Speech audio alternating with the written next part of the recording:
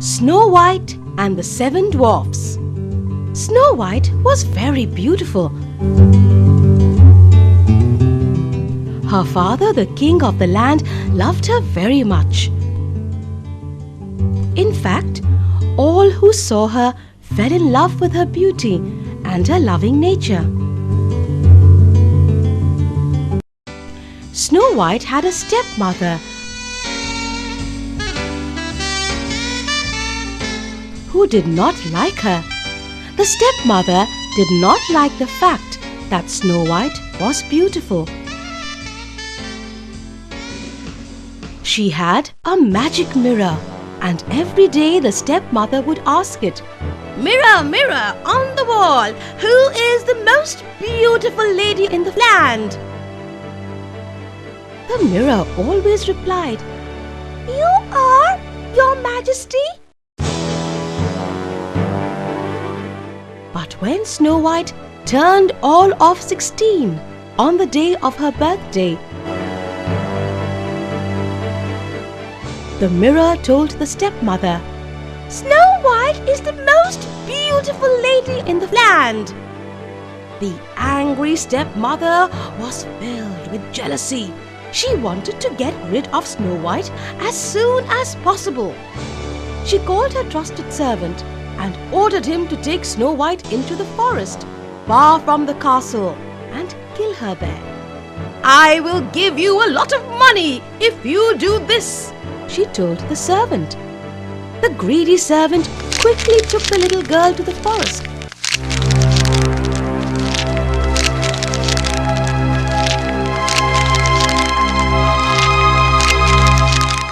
But the girl looked so pretty and sad that he could not kill her and left her alone in the forest, sitting under a tree.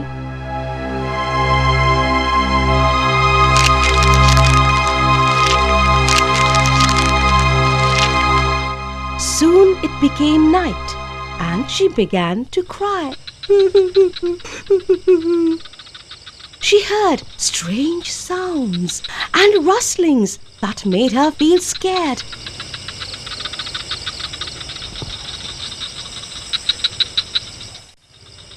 But since she was tired, she fell asleep under the tree.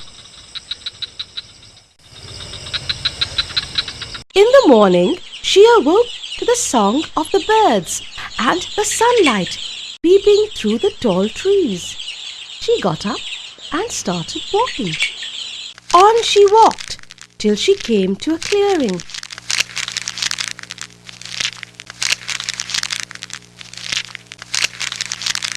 There stood a funny-looking cottage with a tiny door, tiny windows, and a tiny chimney. "Oh, what a tiny cottage this is! Let me go inside. Maybe I will find some food to eat here."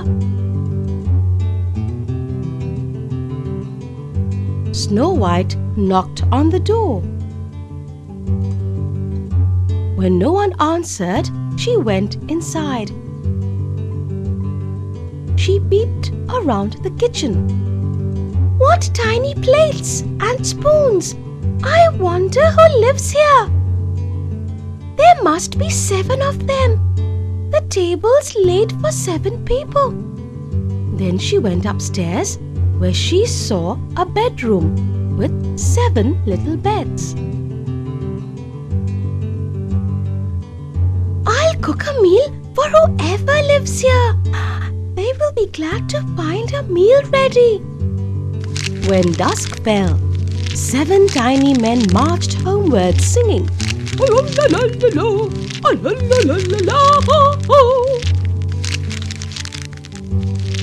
They opened the door and were surprised to find a bowl of hot soup on the table and the whole house clean.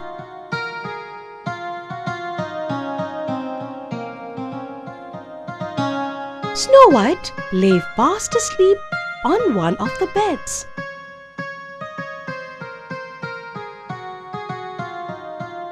The chief dwarf gently touched her shoulder. Snow White woke with a start.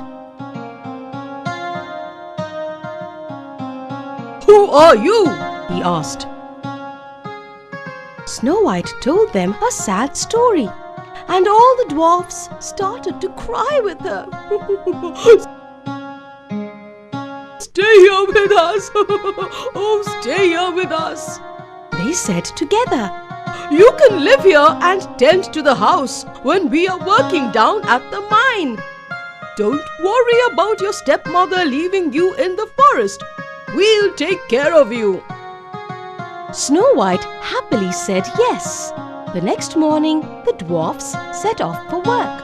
After warning her not to open the door to strangers, anyone she did not know. Meanwhile, the servant returned to the castle with the heart of a deer. He gave it to the cruel stepmother. "This is Snow White's heart," he said, so that he could claim the reward. The stepmother turned to the magic mirror, but the mirror replied, "The most beautiful in the land is still Snow White, who lives in the 7 dwarfs' cottage in the forest." The stepmother was filled with rage. "She must die! I will make sure she does!"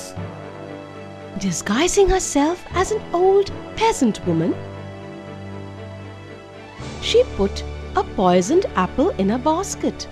Then she quickly went to the forest. Snow White was in the kitchen.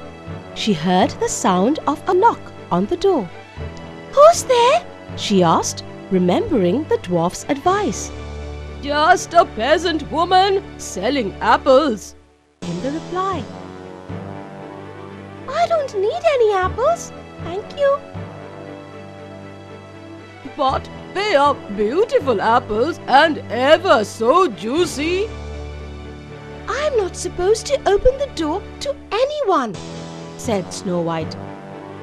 "Good girl, if you promised not to open up to strangers, then of course you can't buy one of my apples." "You are a good girl. Indeed, as a reward for being good, I'm going to make you a gift of one of my apples." Snow White opened the door just a tiny crack to take the apple. Then the stepmother quickly went away. Snow White bit into the fruit, and as she did, fell to the ground. The poison made her lifeless. Meanwhile, the dwarfs came out of the mine to find Snow White lying still and lifeless, the poisoned apple by her side. They did their best to wake her, but could not do so. Sad, they laid her on a bed of rose petals in a crystal coffin. Then one evening, they found a handsome young man kneeling by the coffin, looking mournfully at Snow White. The dwarfs told him the sad story, and the prince, for he was one, said, "Let me take her to my castle. I will call the best doctors in the land to wake her. She is so beautiful." And he bent to kiss her, which is what he did. He shook the coffin as he did, and the jolt made the apple fall out of Snow White's mouth. She woke up. The nasty spell laid by the wicked stepmother was broken. Yeah! Everyone was happy. The prince asked Snow White to marry him. Said yes. They had a grand wedding. and Snow White invited her father to the wedding. The wicked stepmother was thrown out of the land by the king for having been so mean to his daughter. Snow White never forgot the dwarfs and often visited them in the forest.